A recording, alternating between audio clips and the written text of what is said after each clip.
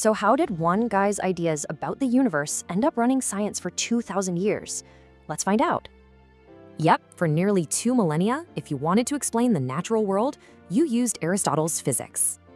See, Aristotle wasn't just observing. He wanted to build one complete system to explain literally everything.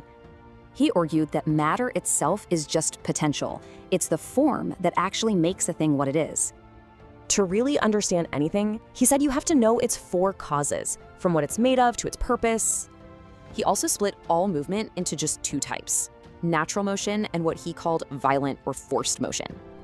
And this led to some conclusions that kind of feel right, but, well, they turned out to be wrong. A huge piece of this was his divided universe. Earth had one set of rules, the heavens had another.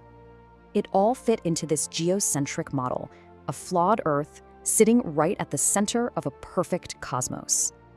So why did it stick for so long? Because the whole system was logical, and it just matched what people saw every day. But this long reign also held science back, thanks to a few really fundamental errors. For starters, he totally missed the concept of inertia. He thought things only move if they're being constantly pushed. And then there was this idea that heavier things fall faster. Galileo would famously prove that one wrong. He also just couldn't accept the idea of a vacuum, no empty space, period.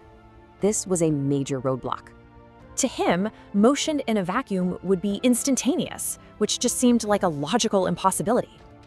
So in the end, his legacy is a paradox. He started systematic science, but his own authority became its biggest obstacle. So you have to wonder, if his logic was that powerful, what kind of thinking did it take to finally break free?